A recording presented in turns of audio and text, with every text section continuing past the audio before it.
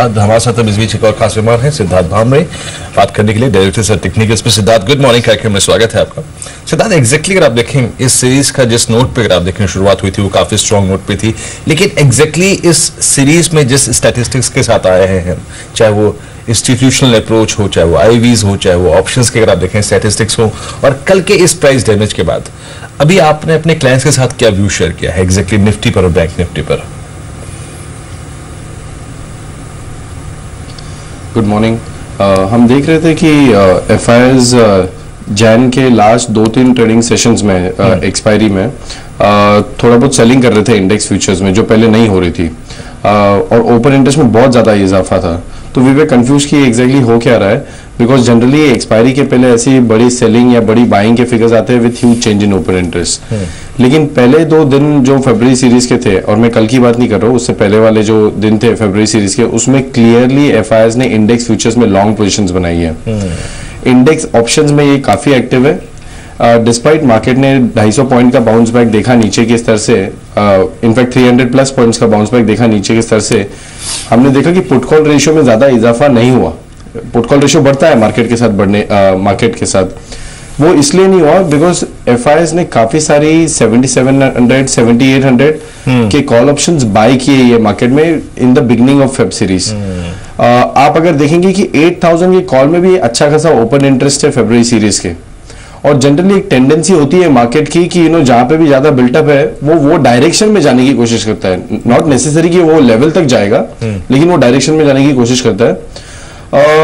कल का अगर आप मार्केट ले लीजिए, आप प्राइस डैमेज की बात कर रहे हैं, इसमें हमने एफआईआईज की सेलिंग नहीं देखी है। 113 crore is not a big figure at all. Index futures में हमने शॉर्टिंग नहीं देखी है। अगर आप देखिएगा इम्प्लाइड वोलेटिलिटी जो बहुत ही इंपॉर्टेंट पैरामीटर होता है, वो मार्केट जब गिरता है तो बढ़ती है, इनवर्स कोरिलेशन है। कल लेकिन डिस्पाइट मार्केट गिरा है, इम्प्लाइड वोलेटिलिटी भी करेक्ट हुई है। तो मैं कल के फॉल को ज्यादा वेटेज नहीं दूंगा इस मार्केट में, और मुझे लगता है कि जो रीसेंट लोज है वो एक अच्छा सपोर्ट लेवल रहेगा मार्केट के लिए, और this market is heading higher probably till 7700 levels. तो at this point of time, looking at current scenario, मैं बाय ऑन डिप्स करूंगा ये मार्केट को rather than sell on rise. पर सर, जिस तरीके कल हेवी वेट्स में सेल ऑफ था, और वो 2 सेक्टर्स जो बहुत वेटेज रखते हैं, बैंकिंग और मेटल्स, दोनों ही पार्टिसिपेट नहीं कर रहे थे। मेटल स्टॉक्स का तो हाल बहुत बुरा था, 7-7% टाटा स्टील, वेदांता जैसे स्टॉक्स टूटते हुए नजर आए। ऐसे सिनेरियो में जब ये heavy weight sectors, heavy weight stocks ही टूटेंगे तो फिर इंडेक्स कैसे चलेगा? हैवी वेट्स, जैसे अगर आप मेटल स्पेस का देखो तो टाटा स्टील का weightage I don't think so is more than 1.5%, और वेदांता वगैरह ये स्टॉक्स के भी वेटेजेस ज्यादा नहीं है इंडेक्स में। ज्यादातर वेटेज है बैंकिंग का, इंफ्रास्ट्रक्चर, आईटी का। बैंकिंग स्पेस यस करेक्ट हो रहा है, but as I said today we are at this level, we might go 100 points down, but क्या हमको ऐसा ट्रेड मिल रहा है कि बस अब यहां से 300-400 पॉइंट इंडेक्स नीचे की तरफ जा रहा है Nifty? Answer to that is no.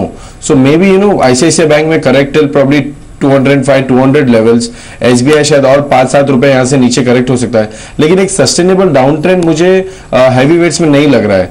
अगर आप देखो बैंकिंग की बात तो हम कर ही रहे हैं, आईटी सेक्टर में स्ट्रेंथ थोड़ी दिख रही है, specially stocks which have lot of weightage like Infosys and TCS. So कहीं ना कहीं मार्केट को सपोर्ट आ रहा है, आईटीसी से सपोर्ट आ रहा है मार्केट को, एचयूएल इतना ज्यादा गिर नहीं रहा है।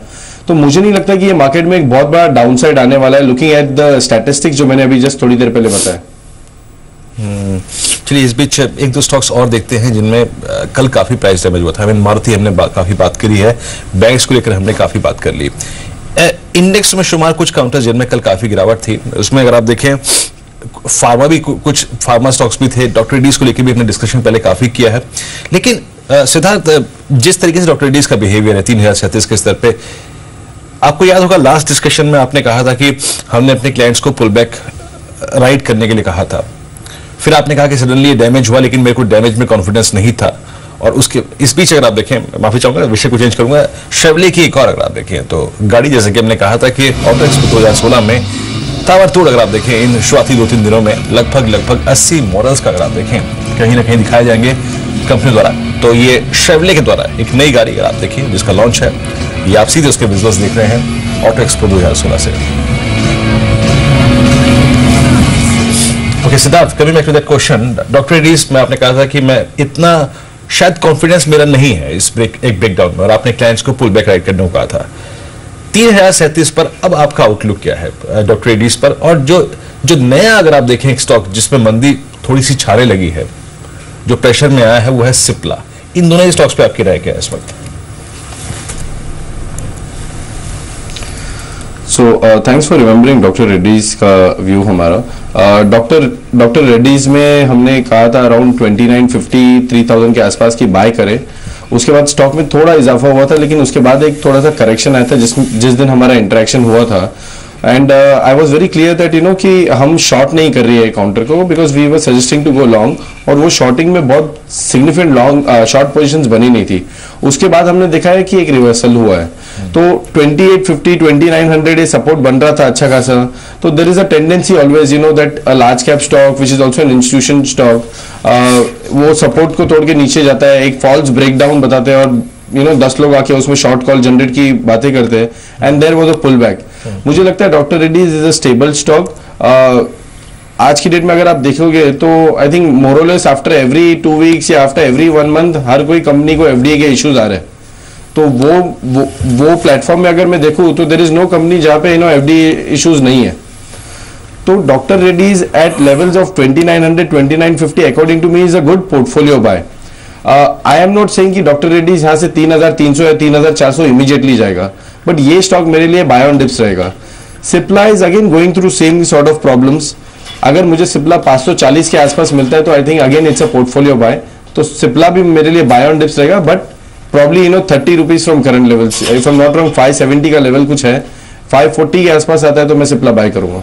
राइट, अभी मार्केट खुलने वाली है, लेकिन अविनाश 2 स्टॉक्स पे आपके कमेंट्स, बहुत बड़ी खबर है। कोल इंडिया कंपनी की बायबैक की योजना, कम से कम 25 करोड़ के शेयर सरकार से बायबैक कर सकती है कंपनी, और साथ ही साथ नाल्को इसी कैटेगरी के एक और शेयर मेटल माइनिंग स्पेस से 3200 करोड़ के शेयर बायबैक कर सकती है। दोनों पर क्या आज एक्शन देखने को मिल सकता है? नहीं, बिल्कुल मैं समझता हूँ कोल इंडिया में डेफिनेटली थोड़ी बहुत बढ़त हमने देखी थी, लेकिन अगर ये बायबैक फ्रक्टिफाई होता है रजत, तो मुझे लग रहा है कि डेफिनेटली कम से कम 330-335 रुपए का भाव आराम से मिल सकता है। यहाँ पे डेफिनेटली काफी टाइम से मार्केट्स ये उम्मीद लगा रही थी कि यहाँ पे बायबैक आएगा, क्योंकि काफी कैश कंपनी के बैलेंस शीट पे है, और इस पॉइंट ऑफ व्यू से कंपनी की earnings as well as return on equity दोनों तरफ से बढ़ेगी। तो कोल इंडिया में डेफिनेटली एक्शन आज पॉजिटिव होना चाहिए। सिद्धार्थ, मार्केट्स ओपन होने वाले हैं according to derivatives with disclosure, which stocks to buy और which to sell in today's market, क्योंकि क्यूज नेगेटिव है, इसलिए पूछ रहा हूं मैं सर। शॉर्ट कॉल्स आपकी।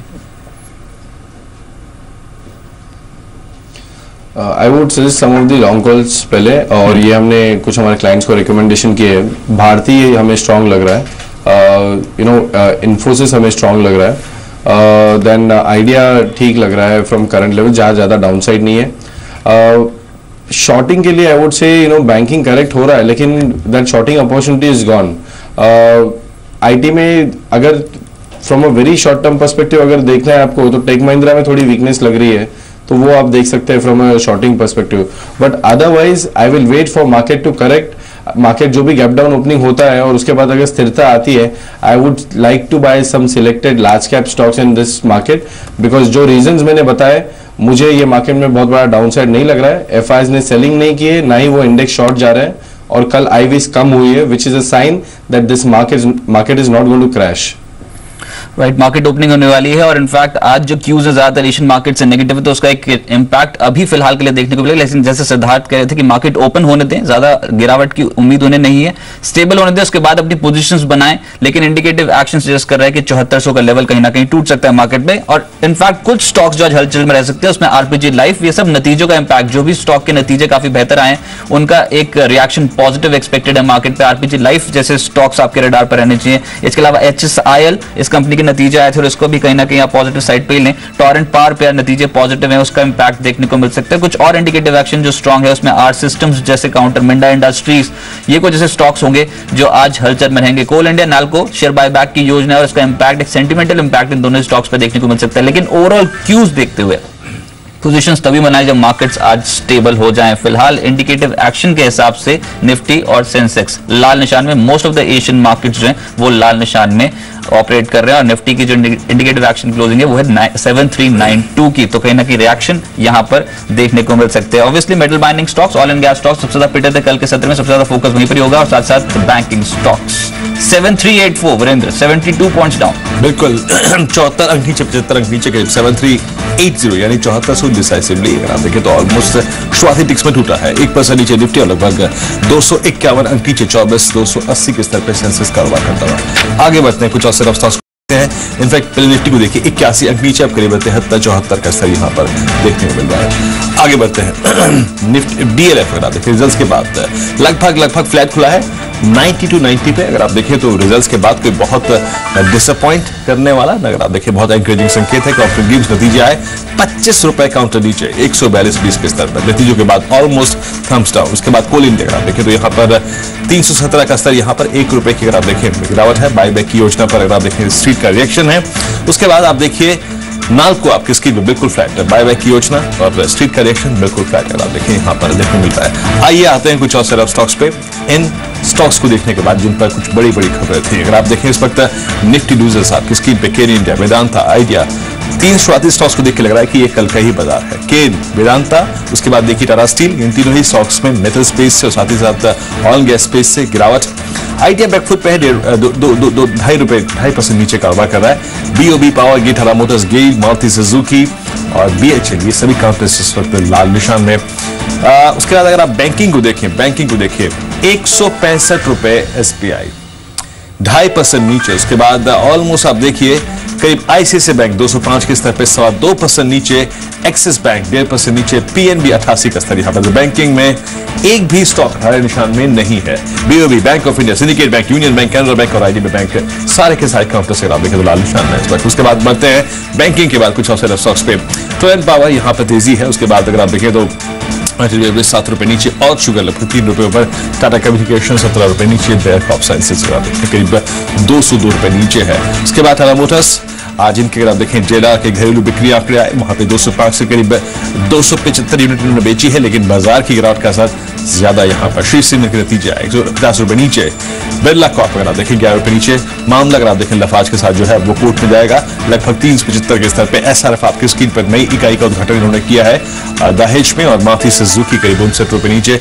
कल की गिरावट का असर ज्यादा यहाँ पर नजर आ रहा है। भारतीय तेल आपकी स्क्रीन पर लगभग 2.25 रुपए नीचे कारोबार कर रहा है। SRF, Havells, Tata motors, Shree cement, इन सभी काउंटर्स में अगर आप देखें गिरावट का रुख, ये स्टॉक्स टू वॉच की लिस्ट में शामिल थे आज। उसके बाद बढ़ते हैं कुछ और सिर्फ स्टॉक्स पे। खबरों वाले शेयर को छोड़ के स्किप करके अगर आप देखें तो यहाँ पर मिड कैप लूजर्स आपकी स्क्रीन पर Welspun corp, Max India, Adani power, IRB infra, पुजुलाइड और सुजलॉन, ये कुछ ऐसे काउंटर जहां पर इस वक्त कमजोरी झलकती हुई। उसके बाद IRB, all India, syndicate bank, BEML, Voltas और सिंडिकेट बैंक जैसे कुछ काउंटर्स जहां पर इस वक्त थोड़ी सी कमजोरी नजर आ रही है। उसके बाद आईटी पैक को देखिए आप, इन्फोसिस 7 रुपए नीचे, 30 रुपए नीचे, एचएल टेक्नोलॉजी 6 रुपए नीचे, विप्रो लगभग 2 रुपए नीचे। माइंडट्री अगर आप देखें एक भी स्टॉक यहाँ पर है निशान में नहीं है लार्ज कैप में। अगर आप देखें लार्ज कैप आईटी में, उसके बाद आप देखिए वेदांता, टाटा स्टील, हिंडाल्को, हिंदुस्तान जिंक, नाल्को, इनकी तो खैर आप बात ही छोड़ दीजिए, कोई रिलीफ नहीं है इन स्टॉक्स में। मारुति सुजुकी, उसके बाद Ashok Leyland, Tata motors, MNM, TVS motors, पूरा का पूरा ऑटो चंक जो है इस वक्त मारुति स्पेशली आप देखें तो लीडरशिप ऑफ मारुति इस वक्त काफी पेनफुल दौर से गुजरता हुआ, पूरा का पूरा एंटायर ऑटो स्पेस। वॉकहार्ट 20 रुपए नीचे, एक बार फिर से अगर आप देखें 1200 के नीचे फिसला है। अरविंदो फार्मा 9 रुपए नीचे, माफ कीजिएगा, सन फार्मा लगभग 4 रुपए ऊपर, डॉक्टर रेड्डीज अगर आप देखें यहाँ पर 19 रुपए नीचे है, और दिवीज लगभग 100 रुपए नीचे है। तो यहाँ पर आप ये कह सकते हैं कि एक चुनिंदा एक सिर्फ एक काउंटर जिसमें अगर आप देखें थोड़ी सी तेजी है वो है सन फार्मा। उसके बाद अगर आप देखें रेस्ट ऑफ फार्मा इस वक्त बुरे दौर से गुजरता हुआ। निफ्टी से बाहर हो सकते हैं, हमारी एक्सिस बिजनेस की एक्सक्लूसिव खबर थी। अगर आप देखें रीबैलेंसिंग होगी निफ्टी की, हिंडाल्को बाहर जा सकता है 6770 पर। एक तो इसे कहते हैं करेला, ऊपर से नीचे रहा। उसके बाद वेदांता लगभग 6295 पर, लगभग 2 रुपए नीचे। ऑलमोस्ट आप देखिए तो ये 2008 के लो की ट्रेजेक्टरी में आ चुका है। उसके बाद आप देखिए पीएनबी 8815 के स्तर पे, और ये 3 स्टॉक्स थे जिनके शायद यहां से इंडेक्स से बाहर निकलने की गुंजाइश है। केल इंडिया चौथा स्टॉक था 4 रुपए नीचे 114 के स्तर पे, और जो आ सकते हैं जिनकी नुमाइंदगी बढ़ सकती है उसमें अरविंदो फार्मा नुमाइंदगी हो सकती है 756-80 के स्तर पे, 9 रुपए नीचे। उसके बाद दूसरा स्टॉक है इंडिया बुल्स हाउसिंग फाइनेंस 19 रुपए नीचे 674 के स्तर पे, और जो आयशर मोटर्स 17,090 पे 107 रुपए की कमजोरी यहां पर है। और भारतीय इन्फ्राटेल लगभग 2 रुपये ऊपर 370 के स्तर पर। आगे बढ़ते हैं, इंडेक्सेस को एक बार फिर से देखते हैं और लगभग आपकी स्क्रीन पर 71 पॉइंट नीचे 738 के ऊपर। राकेश, इस ओपनिंग पर रहा है आपकी? Virendra, on expected lines opening है, गैप डाउन ओपनिंग एक्सपेक्टेड थी और अधिकतर काउंटर्स में, जैसे आपने भी शो की शुरुआत में मेंशन करा था, कई काउंटर्स में कल के सत्र में ब्रेकडाउन देखने को मिला था।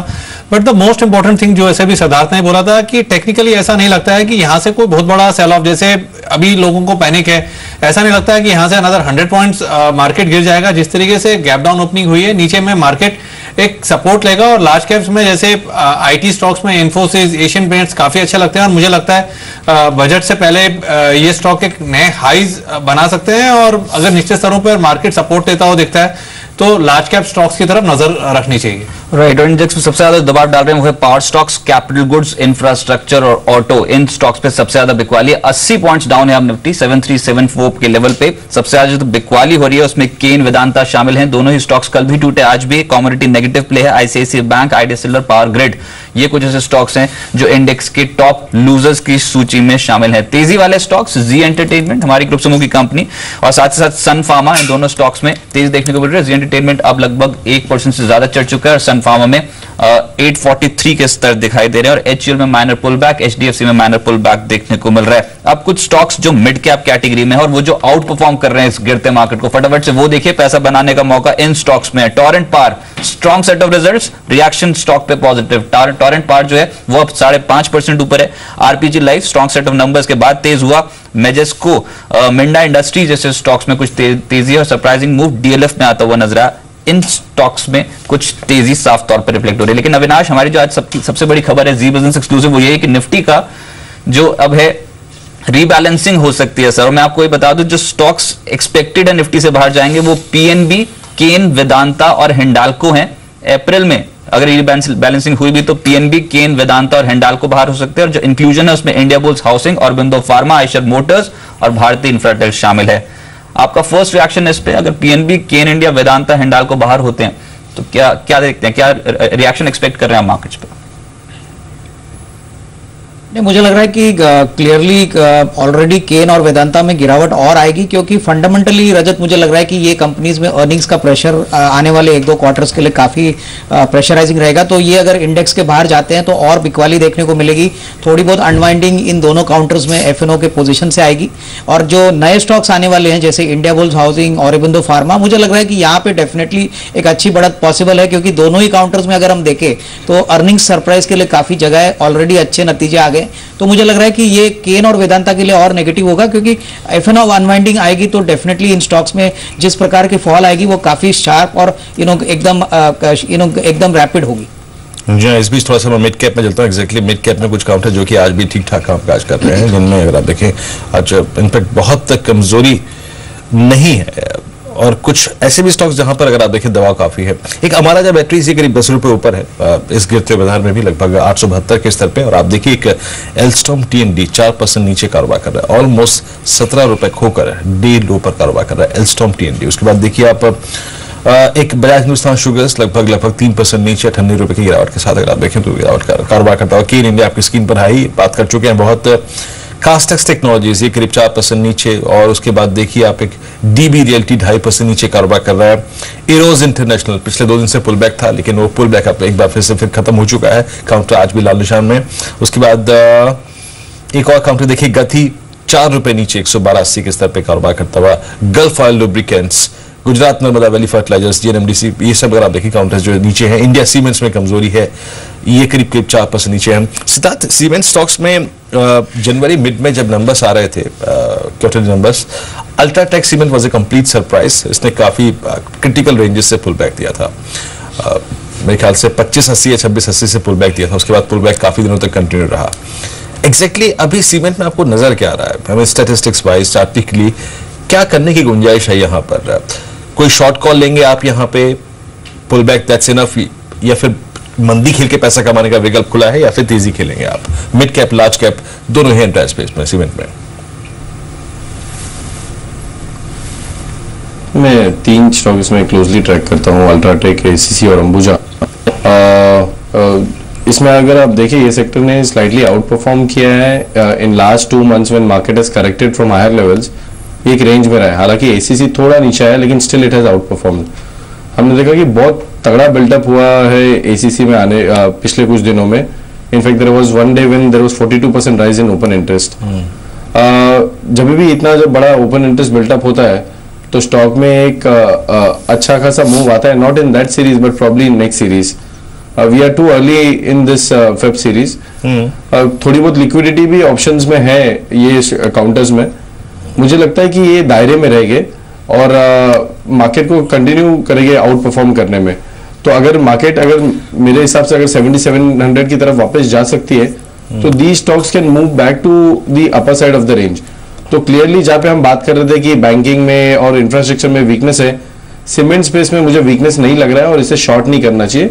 दीज आर बाइंग कैंडिडेट्स, तो मैं इनको बाय करके चलूंगा। बट मेरा नजरिया नॉट मोर देन 10-12 डेज के हिसाब से ज्यादा नहीं होगा, not for 1 month or 2 months, because these stocks are in range और ये रेंज में नीचे साइड ऑफ द रेंज में चल रहे हैं और ये वापस ऊपर साइड ऑफ द रेंज में जा सकते हैं। राइट सिद्धार्थ, इस स्टॉक में मैं आपका रिएक्शन जानने की कोशिश करूंगा क्योंकि 3000 का लॉट साइज है। क्रॉम्पटन ग्रीव्स 21% नीचे है नतीजों के बाद, 107 करोड़ का घाटा Q3 में क्रॉम्पटन ग्रीव्स ने रजिस्टर किया। बाजार खुलते ही स्टॉक पे नेगेटिव रिएक्शन और अब 21% डाउन। डेरिवेटिव का हिस्सा है ये डेरिवेटिव मार्केट का, क्या करें निवेशक? 21% का फॉल बाजार खुलते ही देखने को मिल रहा है। काफी सारे लोगों की पोजीशन है इसमें। In fact it's a portfolio counter. तो मुझे लगता है कि इतना डिसअपॉइंटिंग रिजल्ट के बाद और मैं थोड़ी देर पहले देख रहा था स्टॉक वाज डाउन बाय 10-15% और अब 21%। इसका मतलब है कि there is a portfolio selling which is happening. Long positions नहीं कहूंगा कि इसमें बहुत सारी लॉन्ग पोजीशंस थी इसलिए वो अनवाइंडिंग हो रही है, लेकिन हाँ फ्रेश शॉर्ट पोजीशंस बन सकती है और ये काउंटर मुझे लगता है कि काफी नीचे तक आ सकता है, may be till levels of 110-112 तक ये स्टॉक आ सकता है। तो मुझे नहीं लगता है कि इसमें anybody should do bottom fishing as of now, only because stock is down by 20% plus. इस बीच आप देखिए ऑज शुगर एक काउंटर लगभग 1,53,000 शेयरों के कारोबार के बीच 4470 पर लगभग 9.25% ऊपर 4 रुपए की तेजी। राकेश, 4 रुपए की तेजी तो यहाँ पर है, लेकिन और अच्छा क्या मिल सकता है यहाँ पर? मान लीजिए ये रिस्की ट्रेडर ही लेके बैठा है और मान लीजिए 40-41 रुपए का ट्रेड है, 3-4 रुपए मिल रहे हैं, यहाँ पे समेट लिया, फिर आपको लगता है कि अभी ये 45-46 का लेवल काटेगा, पैसा बनेगा इसमें? वीरेंद्र, मेरे को लगता है कि पैसा बनेगा, पोजीशन को होल्ड करना चाहिए। इनफैक्ट 46.50 के लेवल पर नजर रखनी चाहिए और एक लेवल्स टूटते हैं जिसकी पॉसिबिलिटी काफी ज्यादा, तो एक अच्छी तेजी टूवर्ड्स 57-58 दिखने को मिल सकती है। एंड वीरेंद्र, एक चीज ऐड करना चाहूंगा, जैसे आपने बोला रिस्की, चार्ट देखिए ऐसा नहीं लगता है अगर कोई स्टॉक में तेजी खेल रहा है तो रिस्की ट्रेड नहीं है, काफी कंफर्टेबल ट्रेड है। इस सेक्टर की अधिकतर कंपनीज में रुझान पॉजिटिव है, डेफिनेटली बाइंग करके चलना चाहिए। बहुत शुक्रिया राकेश जी, आपका हमारे साथ जुड़ने के लिए, मार्केट्स पे अप्रोच बताने के लिए बहुत बहुत शुक्रिया। लेकिन अविनाश, आपसे भी आखिरी सवाल होगा और सवाल फिर से क्रॉम्पटन ग्रीव्स पे होगा। देखिए, जब जिस तरीके से डिसअपॉइंटमेंट मिलती है और कभी अचानक से डिसअपॉइंटमेंट मिल जाती है तो निवेशक फंस जाते हैं। This is not a bad company, अच्छी कंपनी है, गुड फंडामेंटल्स, लेकिन इस बार नतीजे बहुत डैमेजिंग थे। 107 करोड़ के आसपास की बॉटम लाइन इरोड हुई, घाटा हुआ है और स्टॉक 21% नीचे है। क्या आपकी कवरेज लिस्ट में था ये? क्या आपने कोई रिकमेंडेशन दी है क्रॉम्पटन ग्रीव्स पे? व्हाट्स द फेयर वैल्यू जो आप क्रॉम्पटन ग्रीव्स की समझते हैं? हमें लग रहा है कि लास्ट लगातार 2 क्वार्टर से EBITDA मार्जिन का जो प्रेशर था वो कंटिन्यूड थर्ड क्वार्टर में भी रिफ्लेक्ट हो चुका है। मेरे ख्याल से हमारी व्यू पॉइंट से कम 105-110 का टारगेट प्राइस रजत पॉसिबल है, क्योंकि आने वाला जो फोर्थ क्वार्टर है जो नॉर्मली एक बड़ा रेम्यूनरेटिव क्वार्टर माना जाता है, यहाँ पे भी कंडीशन कंपनी की काफी खराब रहेगी। तो मेरे ख्याल से I think definitely even from the current levels एक 10-15 रुपए गिरने की गुंजाइश डेफिनेटली रहेगी। और इलेक्ट्रिकल इक्विपमेंट सेक्टर में जब तक मैक्रो रिकवरी नहीं आती, ऑर्डर बुक विन्स आते नहीं, और जब तक मैनेजमेंट एक प्रॉपर गाइडेंस के अलावा एक कॉन्क्रीट नंबर प्रेजेंट नहीं करता, मुझे लग रहा है यहाँ पे मार्केट का कॉन्फिडेंस काफी वीक रहेगा। तो I think it is better to stay away from the stock. Downside momentum अभी भी शायद होगा। सिद्धार्थ, चलिए अविनाश, बहुत बहुत शुक्रिया आप इस कार्यक्रम में शामिल हुए, सभी काउंटर्स और इंडिसेस अपने याद किया आपने। सिद्धार्थ, एक स्टॉक जिसमें बीते 10 दिन में सारे के सारे स्टैटिस्टिक्स, चार्ट्स, हालात सब बदल गए, वो था जस्ट डायल। अभी आपके किसी क्लाइंट की क्वेरी थी इस स्टॉक पे और इस पर क्या अप्रोच आपने अडॉप्ट करने को बोला है? Since it's a part of derivatives, ये वायदा कारोबार का हिस्सा भी है, तो क्या कहते हैं आप, क्या करना चाहिए? मान लीजिए कि एक ऐसा स्टॉक जो कि डेरिवेटिव्स का पार्ट भी और आईपीओ प्राइस से भी नीचे स्लिप कर गया है, करना क्या चाहिए जिसका ट्रेड ट्रैप है यहाँ पर?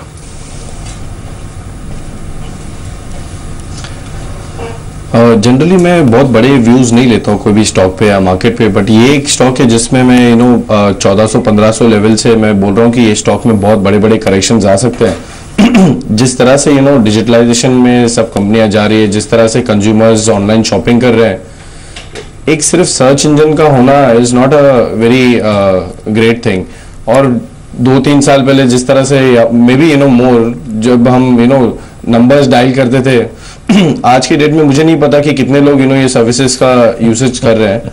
एफएनओ में क्लियरली शॉर्ट पोजीशंस बनते जा रही है। आई वोंट बी सरप्राइज कि आने वाले कुछ टाइम में ये stock would be moving out of FNO also. तो I am not at all bullish in this stock. जब आप स्टॉक इतना गिर जाता है तो उसमें थोड़े बहुत बाउंस बैक आ सकते हैं, टेक्निकल कॉल्स आप पुल बैक के लिए जनरेट कर सकते हो, but this is not a stock जहां पे आपको एक positional trade on the long side बनाना चाहिए। Just ignore this stock. This stock is going further down from current levels according to me. Right sir, आज कुछ एफएनओ में ऐसे ट्रेड मिल नहीं रहा अभी सुबह जहां पर कुछ तेजी की पोजीशंस बन रही हो, लेकिन सिद्धार्थ फिर भी अगर पोजीशंस बनानी हो तो आपने बोला यहां पर कुछ चुनिंदा काउंटर्स जहां पर नजर रखनी चाहिए, लेकिन सेक्टर स्पेसिफिक कॉल कुछ ऐसे रोल ओवर्स कैरी हुए हैं पिछले सीरीज से इस सीरीज में जहां पर आप समझते हैं कि तेजी बन सकती है इस सीरीज में, मे बी डिफेंसिव काउंटर्स जो अभी अट्रैक्टिव लग रहे हो? दो लार्ज कैप स्टॉक जहां पे हमने roll over related strong observations देखी कि एचडीएफसी बैंक में बहुत कम रोल ओवर हुआ था, विच क्लियरली सजेस्ट कि जनरली एचडीएफसी बैंक एक स्टेबल स्टॉक है और ज्यादा करेक्ट भी नहीं हुआ है। तो अगर इतना कम ओपन इंटरेस्ट रोल ओवर हुआ है यानी कि क्लियरली इसमें लॉन्ग पोजिशन रोल ओवर नहीं हुए, तो this stock I think is a sell on rise stock. लेकिन एक स्टॉक ऑब्जर्वेशन थी, लेकिन it has not work so far well in that direction. BHEL में हम सब जानते हैं कि बिकवाली हो रही है, बहुत सारी शॉर्ट पोजीशंस बन रही है और उसमें भी बहुत कम रोल ओवर हुई है। तो मुझे लगता है कि ये अभी मार्केट डायरेक्शंस नीचे जा रहे हैं, इसलिए बीएचएल भी सब मार्केट के साथ करेक्ट हो रहा है, लेकिन इसमें शॉर्ट पोजीशंस अब नहीं है, फ्रेश शॉर्ट पोजीशंस बनती हुई नहीं दिख रही है। मुझे लगता है कि around this levels of 130, 128 this stock is a buy. We have recommended to some of our clients around 138, 139 levels also, and we would suggest to add on to some position in BHEL. मुझे लगता है कि stock में 155, 160 तक का bounce आ सकता है counter में। अगर आपको अभी नहीं खरीदना है तो और एक स्ट्रेटेजी आप अडॉप्ट कर सकते हो। ऑप्शन में लिक्विडिटी काफी अच्छी है बीएचएल की, तो 130 या 120 के पुट ऑप्शन भेज दें और उसमें आप ट्रेड करें। तो सिद्धार्थ, बहुत बहुत शुक्रिया आप इस कार्यक्रम में शामिल हुए। सभी स्टॉक्स पे, इंडस्ट्रीज पे, सेक्टर्स पे अपनी राय रखी आपने, बहुत बहुत शुक्रिया। And disclosure Siddharth. We have recommended all these stocks to our clients, तो उनकी पोजीशन हो सकती है और हमारा व्यू इसलिए शायद बायस हो सकता है जो रिकमेंडेशन हम आपके चैनल पे दे रहे हैं। जी चलिए, बहुत बहुत शुक्रिया आपका इस कार्यक्रम में शामिल होने के लिए। इस बीच देखिए आज का स्टॉक ऑफ द डे